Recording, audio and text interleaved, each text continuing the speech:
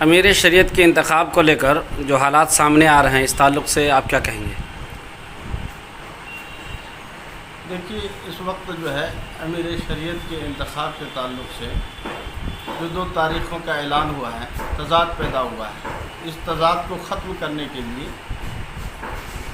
میری نظر میں اس کا ایک واحد حل یہی ہے کہ 30 تاریخ کی نشست جو بلائی گئی ہے اس کو ہم لوگ کامیاب کریں۔ اس نشست کے اندر شورا کے لوگ جو ہے متحد ہو جائیں، اور پھر ایک تاریخ جو تاریخ پہلے جس تاریخ کا اعلان ہوا ہے اس تاریخ پر جو ہے ہمارا اتحاد ہو جائے۔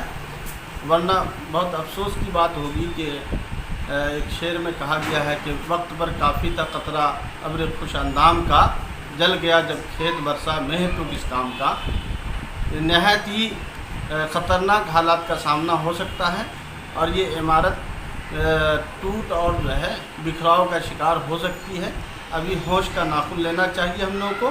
اس نشست کو جو 30 تاریخ کو بلائی گئی ہے نائب امیر شریعت کی طرف سے، اس نشست میں سارے لوگ متحد ہو کر کے اس نشست کو کامیاب کریں، اس کے لیے دعا کریں۔ ہمیں امید ہے کہ انشاءاللہ یہ نشست کامیاب ہوتی ہے تو سارا جھمیلا اور سارا جھگڑا ختم ہو جائے گا، اور پھر عمارت شریعہ کا وقار بحال ہوگا، اور امیر شریعت کا انتخاب کا حق ادا ہوگا، اور پھر اس تنظیم کو جو عظمت ہے، جو اس کی عزت ہے، لوگوں کے دلوں میں جو اس کی محبت ہے، وہ ساری چیزیں واپس آ جائیں گی۔ ابھی سنبھلنے کا وقت ہے۔ انشاءاللہ امید یہ ہے کہ اس نشست کی کامیابی ہی پر امیر کا انتخاب، امیر شریعت کا انتخاب کا معاملہ جڑا ہوا ہے، اور ہم اللہ سے دعا کرتے ہیں کہ یا بار الہ اس نشست کو کامیاب کیجیے اور اس تنظیم کو بکھرنے سے ٹوٹنے سے بچا لیجیے۔ اس سے زیادہ ہم کیا کہہ سکتے ہیں؟ یہ وقت دعا بھی ہے، دوا سے زیادہ دعا کی بھی ضرورت ہے۔ اللہ قلبوں کو پھیرنے والا ہے، دلوں کو تو پھیرنے والا ہے۔ سبھی لوگوں کے دلوں کو متحد کر دیجیے، اور اس نشست میں کوئی ایسا فیصلہ ہو جائے اور اس پر سبوں کا اتحاد ہو جائے، اس کے لیے ہم دعا کہتے ہیں۔ اللہ تعالیٰ نگاہ بس سے اس بڑی انقلابی تحریک تنظیم کی حفاظت کرے، آمین۔ مفتی صاحب، 30 تاریخ کو نائب امیر شریعت نے جو میٹنگ بلائی ہے، اس تعلق سے آپ کا کیا کہنا ہے؟ نحمدہ و نصلی علی رسولہ الکریم، اما بعد۔ دیکھیے، عمارت شریعہ چند لوگوں کا نجی معاملہ نہیں ہے، اس کا تعلق عوام سے بھی ہے، علماء سے بھی ہے۔ اس کا کوئی بھی فیصلہ ایسا ہونا چاہیے جو سب کے دل کو مطمئن کرے۔ یہ سن کر بڑی تشویش ہوئی، کسی نے نائب امیر شریعت سے اجازت لیے بغیر، کسی نے 7 تاریخ کا، کسی نے 10 تاریخ کا، کسی نے 9 تاریخ کا اعلان کر دیا، اور بعد میں لگا رہے ہیں کہ اس میں نائب امیر شریعت کی تائید حاصل ہے۔ آخر یہ سوچنا چاہیے کہ جو کام کرنا نائب امیر شریعت کی ذمہ داری ہے، اس میں اس کی تائید کی کیا ضرورت؟ ان کا حکم کیا ہے؟ ہمیں سب سے پہلے یہ دیکھنا چاہیے کہ نائب امیر شریعت کا حکم اس سلسلے میں کیا ہے۔ اب جو ہوا ہو گیا، اگر اس کے بعد نائب امیر شریعت 30 تاریخ کو ایک میٹنگ بلا رہے ہیں ہنگامی تمام اراکین شورا کو، تاکہ اس پر کوئی بات چیت ہو اور اتفاق رائے سے امیر کا انتخاب ہو سکے، اس کو تو ہر ایک کو سراہنا چاہیے۔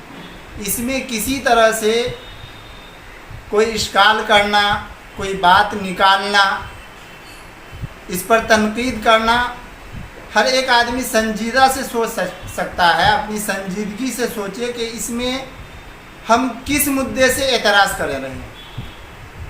اس لیے یہ ایک ذمہ داری بھی تھی نائب امیر شریعت کی، اور انہوں نے بہت اچھا عمل کیا ہے، تاکہ سارے لوگ 30 تاریخ کو جمع ہوں، اور جو اراکین فیصلہ کرے، اکثریت رائے جس کی طرف جائے اس کے مطابق آگے کا انتخاب کرایا جائے، اور امن کے ساتھ یہ انتخاب ہو۔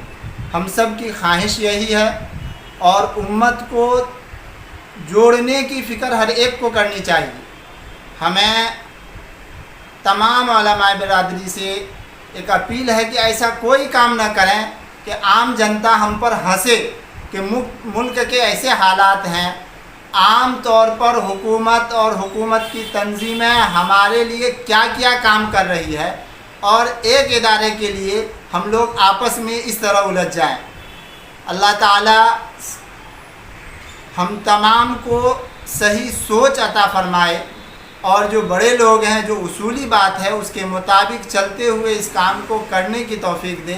ہماری تو یہی دعا ہے اور یہی گزارش ہے کہ نائب امیر شریعت جو کام کر رہے ہیں 30 تاریخ کو تمام لوگوں کو جوڑ کر اتفاق کی جو پیشکش کر رہے ہیں، تینوں گروپ کو چاہیے کہ اس کو سراہے اور اس پر عمل کرے، اس کی مخالفت نہ کرے۔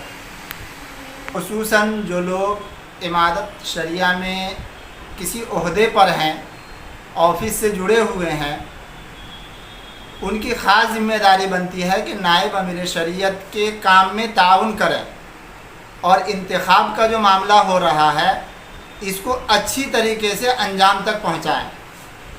قائم مقام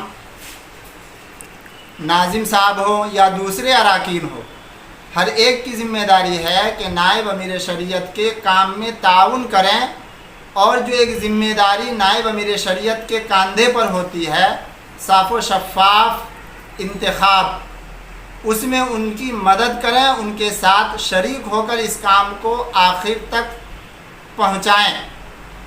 ان کی نافرمانی، ان کے خلاف کوئی عمل کرنا، یعنی ان کے حکم کی تعمیل نہ کرنا، ہم سب سمجھ سکتے ہیں کہ ہم کتنی غلط روش پر ہیں۔ اگر کوئی بھی ایسا سوچ رہا ہو یا کر رہا ہو، جو لوگ آئیں گے ان کے انتظامات کرنا، جو اراکین ہیں نائب امیر شریعت کے حکم پر ان کو دعوت نامہ بھیجنا، جو بھی ذمہ داری جن کی ہوتی ہے ان کو پورا کرنا چاہیے، اور اس خوشی کے ساتھ پورا کرنا چاہیے کہ ایک اتفاق رائے سے کوئی کام آگے ہو جائے اور اختلاف کی کوئی گنجائش نہ رہے۔